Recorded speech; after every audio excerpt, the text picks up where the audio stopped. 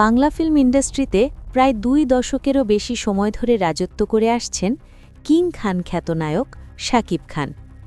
তবুও তার ফ্যামিলিতে কে কে আছে এবং তারা কয় ভাই বোন এ বিষয়ে আমরা অনেকেই জানি না।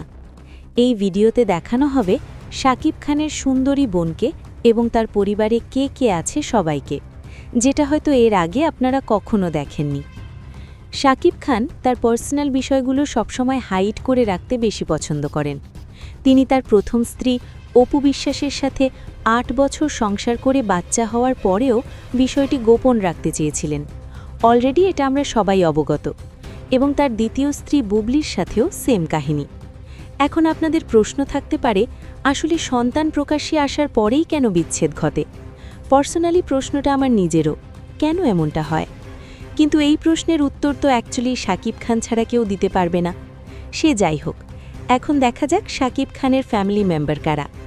শাকিব খান শত চেষ্টা করেও তার নিজ ফ্যামিলিকে আড়ালে রাখতে পারেননি।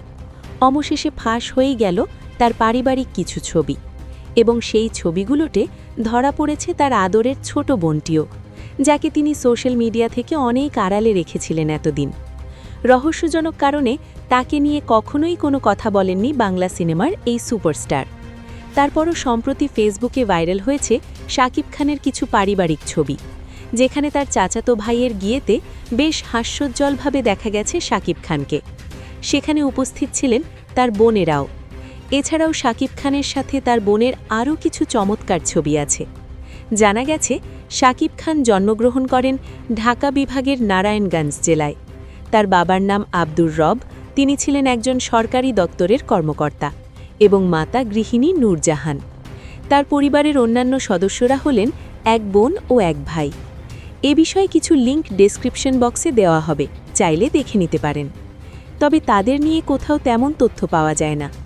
শাকিব খান পড়াশোনা করেছেন নারায়ণগঞ্জের গোদনাইল উচ্চ বিদ্যালয়। এই স্কুলটি স্থাপিত হয় ১৯৫০ সালে। স্কুলের প্রধান শিক্ষক এক পর্যায়ে তাকে বলতো, তুই বড় হয়ে নায়ক হবি। তাকে কথাটা বলার কারণ ছিল সে সবসময় আনন্দ বিনোদন নিয়ে থাকতে বেশি পছন্দ করত। শাকিব খান অভিনীত প্রথম ছবি অনন্ত ভালোবাসা মুক্তি পায় ২৮ মে ১৯৯৯ সালে।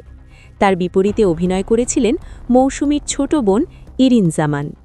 ছবিটি পরিচালনা করেছিলেন সোহানুর রহমান সোহান। ছবি হিসেবে অনন্ত ভালোবাসা খুব একটা সফলতার মুখ না দেখলেও শাকিব খান সবার দৃষ্টি আকর্ষণ করেছেন।